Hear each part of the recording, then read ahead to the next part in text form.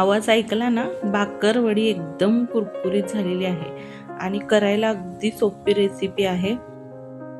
चवीला म्हणाल तर वरून मस्त कुरकुरीत आणि आतून आंबट गोड तिखट चवीच्या या भाकरवड्या तयार होतात.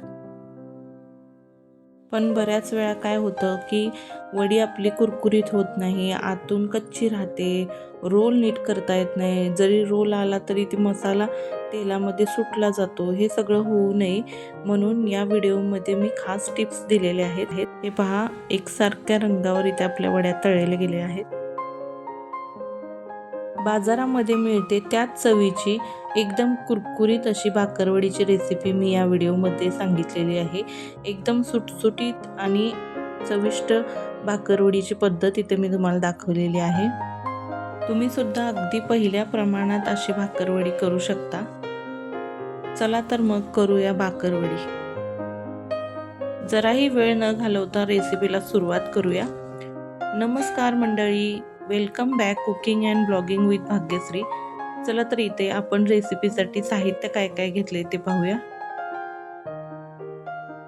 तर इथे मी 2 टेबलस्पून साखर घेतलेली आहे, चवीनुसार मीठ आहे, 1 टेबलस्पून धने आहे, 1 टेबलस्पून कच्ची बडीशेप, 1 टेबलस्पून तीळ, 1 टेबलस्पून जिरे, 1 टेबलस्पून खसखस घेतलेली आहे,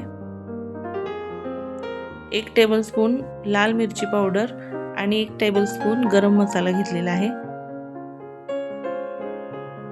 तसेच इकडे मी 1 कप मोरा शेव घेतलेली आहे. ही शेव आपल्याला मार्केटमध्ये किंवा मिठाईच्या दुकानामध्ये सहज उपलब्ध होईल.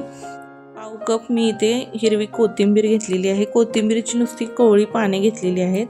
1 वाटी आपण खोबऱ्याचा खीस घेतलेला आहे आणि 2 चमचे इथे मी आलं लसणाची पेस्ट, इथे आपल्याला आवश्यकतेनुसार चिंचगुळाची चटणी घेतलेली आहे. ही चिंचगुळाची चटणी मी घरी बनवून घेतलेली आहे.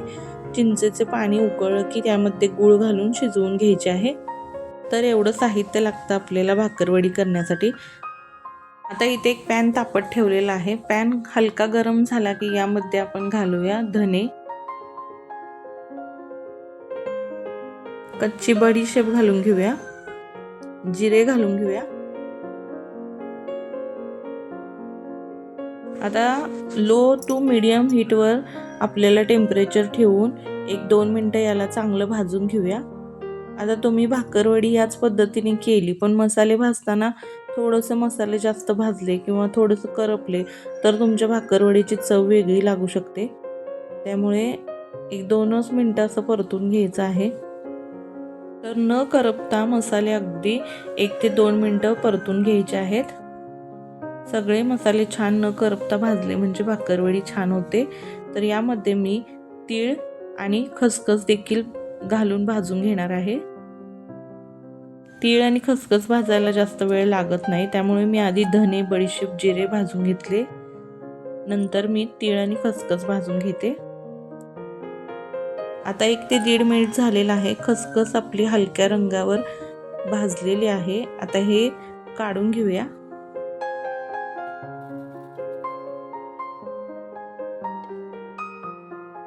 आता इथे पॅनमध्ये आपण सुक्या खोबऱ्याचा खीस भाजून घेऊया.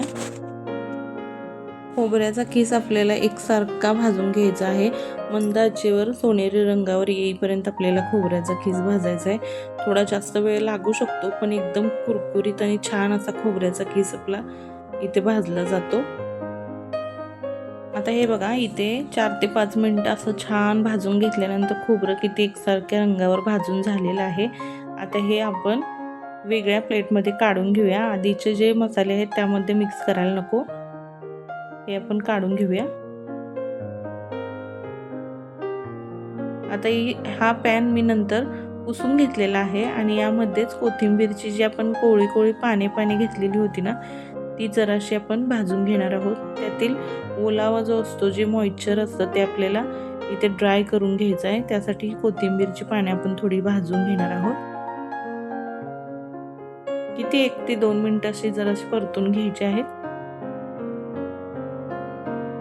झाली अशी कुरकुरीत थोडीशी झालेली आहे.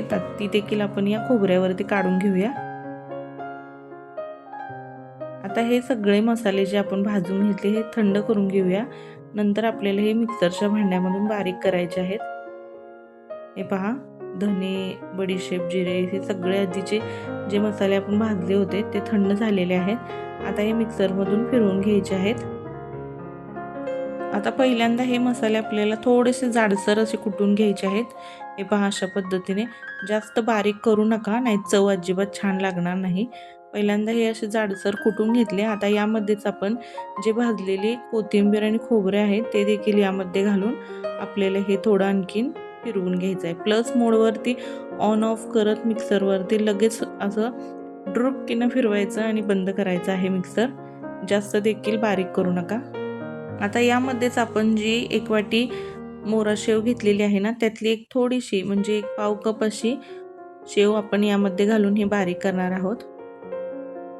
आता हे पहा, मी इथे हे सगळं बारीक केलेलं आहे, जाडसरच असं बारीक केलेलं आहे. आता याला मी बारीक करून घेतलेलं आहे. हे पहा, आता यामध्ये आपण साखर घालून घेऊया, गरम मसाला घालू, बेडगी मिरची पावडर घालून घेऊया, चवीनुसार मीठ आणि जी आपण आलं लसणाची पेस्ट केलेली होती ती देखील यामध्ये घालून घेऊ.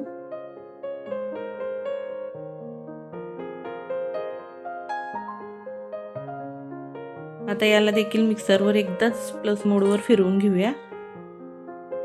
आता एका प्लेटमध्ये सगळा मसाला जो आपण बारीक केलेला आहे तो काढून घेऊ.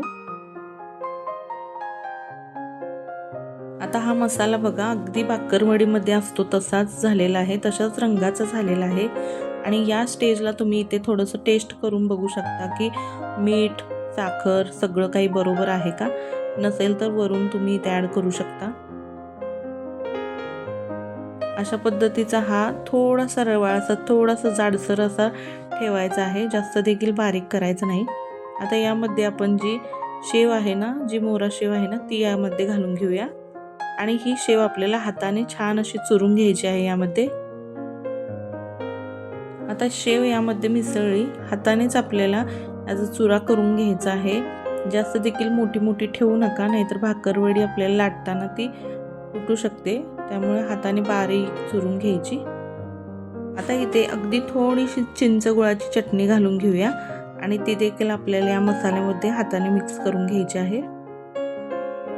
तर जेव्हा आपण भाकरवडीचा रोल करतो तो सुटणार नाही यासाठी हलका ओलसरपणा यासाठी हे मी घातलेले आहे. तर इथे आपलं भाकरवडीचं सारण तयार आहे. चला तर आता आपण लगेच वरील आवरणासाठी काय साहित्य लागते ते बघूया. तर इथे मी 2 कप भरून मैदा घेतलेला आहे, पाव कप तांदळाची पिठी, पाव कप बेसन घेतलेला आहे, ओवा घेतलेला आहे 1 चमचा आणि चवीनुसार मीठ घेतलेलं आहे पीठ मळण्यासाठी आपल्याला. आणि 3 चमचे तेल लागणार आहे जे आपण कडवून घेणार आहे. कडकडीत करून तेलाचं मोहन आपण पीठ मळताना घालणार आहे. त्यासाठी मी इथे पीठ मळण्यासाठी परात घेतलेली आहे. यामध्ये आधी आपण सर्व पीठं मिक्स करून घेऊया. पहिल्यांदा मी इथे मैदा घेते, त्यामध्ये आपल्याला तांदळाची पिठी आणि बेसन देखील घालून घ्यायचं आहे. आता मी इथे ओवा आणि चवीनुसार मीठ घालून घेतलेलं आहे. हाताने हे पीठ सगळं एकसारखं मिक्स करून घेऊया.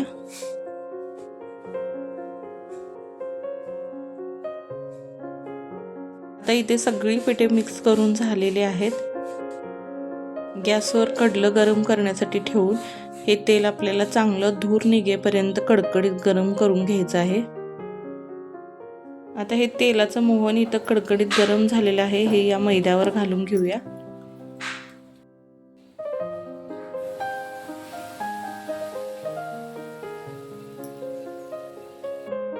सुरुवातीला याला चमच्याने मिक्स करूया.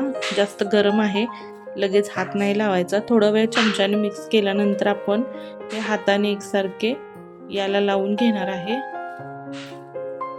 आता हे तेलाचं मोहन आपल्याला हाताने एकसारखं या मैद्याला चोळून घ्यायचं आहे. असं तेल सर्व पिठाला छान असं चोळून घेतलं म्हणजे वडी आपल्याला एकसारखी कुरकुरीत होते सगळीकडून.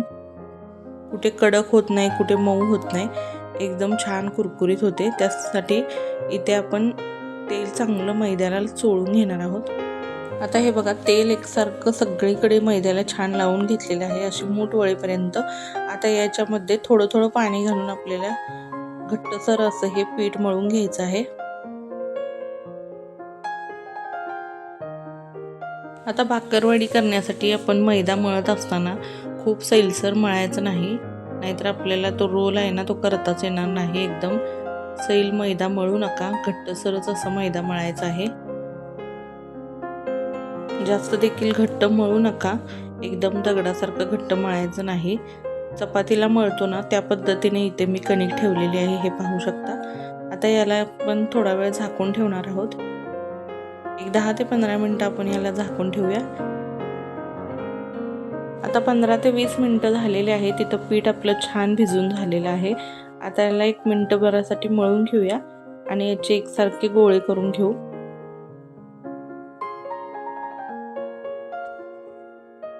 आता आपण चपातीला घेतो यापेक्षा थोडासा मोठा उंडा तयार करून घेऊया. तशा आकाराचे इथे आपण सगळे गोळे तयार करून घेऊ, म्हणजे आपण भाकरवडी लाटायला घेऊया.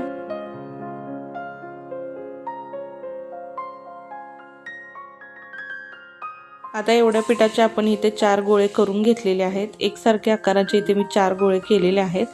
आता आपण लगेचच भाकरवडी लाटायला घेणार आहोत. आता पीठ वगैरे लावायची काही गरज नाहीये. जर तुम्हाला गरज वाटली तर इथे तुम्ही थोडंसं पीठ लावू शकता. इथे मी पीठ लावणार नाहीये, कारण मला तशी गरज वाटत नाही. एकदम आपलं छान असं मैद्याचं पीठ इथं भिजवून झालेलं आहे, त्यामुळे सहज इथं माझी चपाती लाटली जाते.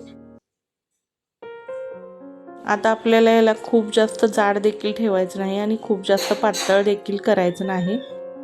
सगळ्या बाजूने एकसारखं लाटून घ्यायचं आहे. सगळीकडून छान असं पातळ लाटून घेऊया. तर इथे मी एकसारखी अशी पोळपाट भरून इथे चपाती लाटून घेतलेली आहे. कितपत पातळ आहे हे तुम्हाला दाखवते, हे पहा. एवढी पातळ लाटलेली आहे मी. आता ही चपातीपेक्षा पातळ अशी पोळी लाटून झालेली आहे आपली. एकसारखी छान लाटून झालेली आहे. आता यावरती जी आपण चिंच गुळाची चटणी केलेली होती ना, ती यावरती लावून घेऊया. अगदी थोडी थोडीशीच पुसून घ्यायची आहे, जास्त देखील लावू नका, नाहीतर ही आपली पोळी बाहेरून अशी ओलसर दिसेल. त्यामुळे मसाला भरल्यानंतर तो बाहेर येऊ शकतो, फुटू शकतो. त्यामुळे थोडं थोडंसंच लावून घ्यायचं आहे.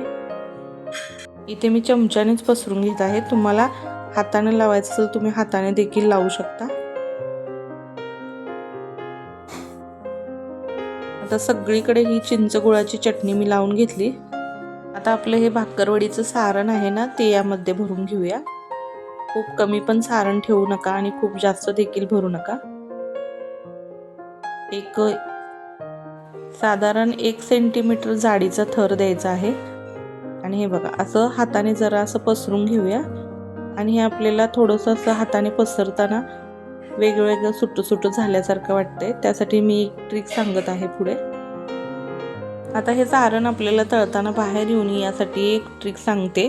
दुसरं बेलणं घेतलेलं आहे मी, त्याला थोडंसं तेल लावून घेतले आणि त्या बेलण्याने असं मी लाटून घेणार आहे. हलक्या हाताने फक्त आपल्याला हे सेट करून घ्यायचं आहे, जास्तही जोर द्यायचा नाही. नुसता हलक्या हाताने आपल्याला हा मसाला यावरती व्यवस्थित चिटकवून घ्यायचा आहे. हे बघा, मी सगळीकडे असं हे बेलणं फिरवते आणि तेल लावल्यामुळे त्या बेलण्याला मसाला देखील चिटकत नाही. आता पुसून घेऊया. आता आपण रोल तयार करू.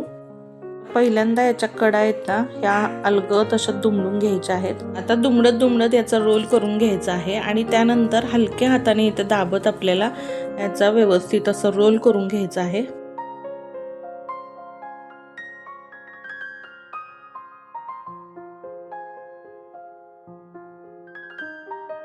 पीठ मळल्यानंतर असं बराच वेळ ठेवलं तर पातळ होतं. इथं आपलं पीठ व्यवस्थित छान घट्टसर मळल्यामुळे इथं एकदम मस्त असा रोल आपला तयार झालेला आहे.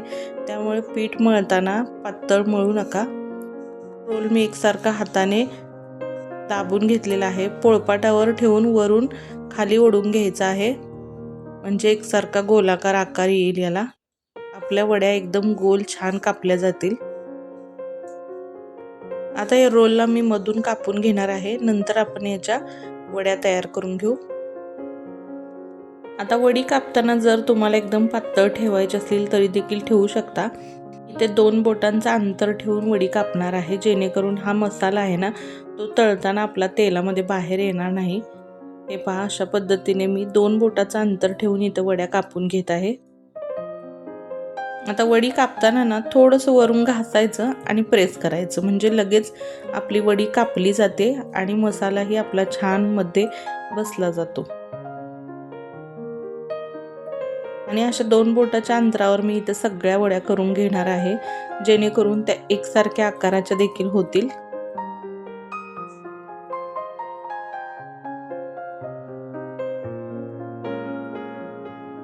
आता इथे तुम्ही हलक्या हाताने देखील थोडंसं दाबून घेऊ शकता, पण मी इथे काय करते, असं तळ हातावर वडी घेऊ इथे थोडंसं प्रेस करणार आहे, जेणेकरून आपला मसाला आतल्या आत इंटॅक्ट होईल, एकदम छान असा आतल्या आत चिटकून बसेल, जो तळताना अजिबात तेलामध्ये बाहेर येणार नाही। यासाठी मी थोडं तळ हातावर घेऊन ही वडी प्रेस करत आहे। दाबून घ्यायची आहे आपल्याला वडी अशा पद्धतीने, हे पहा।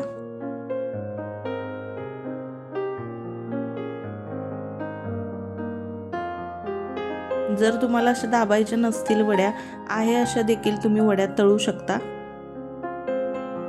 फक्त थोडासा तेलामध्ये मसाला बाहेर येण्याची शक्यता आहे, त्यामुळे मी सगळ्या वड्या अशा प्रकारे थोड्याशा प्रेस करून घेणार आहे।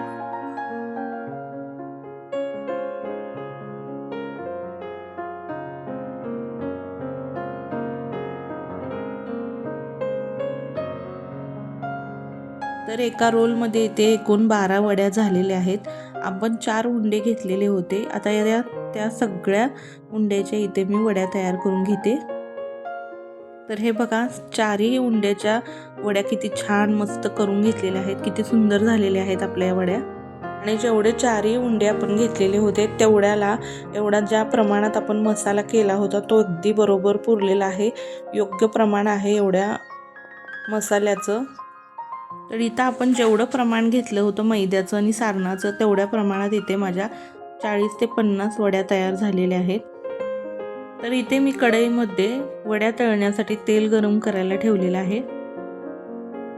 आता इथे तेल मी मध्यम तापवून घेतलेलं आहे। तेल मध्यम गरम असावं, एकदम कडकडीत ही गरम नसावं। जेव्हा वडी टाकली तेव्हा लगेच असं धूर येऊन लाल होतील वड्या, आणि जर कमी गरम असेल तर आपला जो मसाला आहे तो तेलामध्ये विरघळू शकतो किंवा एकदम लगदा होऊ शकतो। त्यामुळे तेल मध्यम गरम असावं, जेणेकरून आपली वडी टाकल्यानंतर लगेच असे बुडबुडे येतील आणि आपल्या वड्या छान तळल्या जातील। आता इथे गॅस मी कमी केलेला आहे आणि हे पहा, वड्या थोड्या सेट झाल्या की आपण यांना थोडंसं गोल गोल फिरवत असं सोनेरी रंगावर तळून घेणार आहे। आता इथे तुम्ही पाहू शकता तेलामध्ये अजिबात जरा सुद्धा मसाला सुटत नाहीये। याचं कारण तुम्हाला मी आधी ज्या टिप्स सांगितल्या होत्या पीठ मळताना किंवा आपण मसाला भरताना, तेच आहे। या अशा छोट्या छोट्या टिप्स वापरल्या तर आपल्या भाकरवड्या एकदम छान होतात। पीठ मळताना घट्ट मळायचं, नंतर जो आपण मसाला भरतो त्यावेळेस ती चिंचेची चटणी मिक्स केलेली असते, त्यामुळे त्याला थोडासा ओलसरपणा आलेला असतो, त्यामुळे ती एकदम पारीला छान अशी चिटकून बसते। नंतर आपण जे तेल लावून बेलनं फिरवलं त्यामुळे ती सेट झाली। रोल करताना आपला रोल अजिबात इथे फुटला नाहीये किंवा मसाला थोडा सुद्धा तेलामध्ये बाहेर आला नाही। या अशा छोट्या छोट्या टिप्स इथे मी माझ्या व्हिडिओमध्ये सांगत असते, जेणेकरून रेसिपी एकदम परफेक्ट होईल। तर हे पहा, किती सुंदर अशा भाकरवड्याचा आपला मसाला इथे छान दिसत आहे पहा। आणि ह्या वड्या तळताना घरभर सुगंध नुसता इतका छान मसाल्यांचा ह्या दरवळत आहे। आता इथे मंद आचेवर मी 4 ते 5 मिनिटं वडी तळून घेतलेली आहे। ही वडी एकदम मंद आचेवर तळल्यानंतर जास्त खुसखुशीत आणि कुरकुरीत लागते। तर हे पहा, रंग किती छान आलेला आहे आणि एकदम अशी खुसखुशीत झालेली आहे। समोस्याचं सुद्धा असंच आहे, जेवढा आपण मंद आचेवर तळू ना तेवढं समोस्याचा कलर पण छान येतो आणि ते एकदम खुसखुशीत छान असे होतात। ही वडी सुद्धा आपण 5 ते 7 मिनिटं अशी मंद आचेवर तळून घेतलेली आहे। आता यातील तेल नितळून या काढून घेऊया। ही वडी बघा आपण छान सोनेरी रंगावर होईपर्यंत कुरकुरीत अशी छान तळलेली आहे. कोणताही पदार्थ तळण्यासाठी पेशन्स लागतात, त्यामुळे व्यवस्थित छान अशा तळल्या गेल्या म्हणजे एकदम मस्त कुरकुरीत आणि खुसखुशीत आपला पदार्थ होतो. सुरुवातीला तेल चांगलं नितळून घ्यायचं आहे. आता इथे आपलं तेल छान नितळलेलं आहे. आता वड्या काढून घेऊया.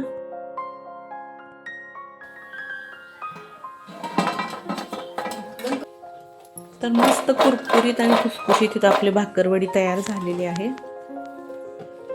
उमट आहे तरी सुद्धा एवढ्या कुरकुरीत आहेत, तुम्ही आवाजावरून ओळखू शकता.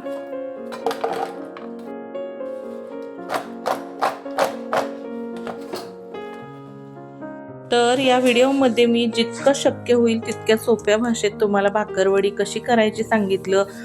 छोटे छोटे टिप्स सांगितलेले आहेत, प्रमाण अगदी व्यवस्थित सांगितलेले आहेत. तुम्ही देखील अशा प्रकारे ही भाकरवडीची रेसिपी करून पाहू शकता. अगदी पहिल्याच प्रयत्नात अगदी अशी सेम टू सेम भाकरवडी तुमची देखील होणार आहे. तर भाकरवडीचा हा व्हिडिओ माझा आजचा कसा वाटला हे कमेंटमध्ये नक्की सांगा. व्हिडिओ आवडला असेल तर एक लाईक जरूर करा. नवीन असाल आपल्या या चॅनलवर तर चॅनलला सबस्क्राईब करायला विसरू नका. परत भेटू अशाच एका पारंपरिक रेसिपीसोबत. तोपर्यंत सर्वांना धन्यवाद. व्हिडिओ शेवटपर्यंत पाहिलात त्याबद्दल सर्वांचे मनापासून खूप खूप आभार. सर्वांना श्री स्वामी समर्थ.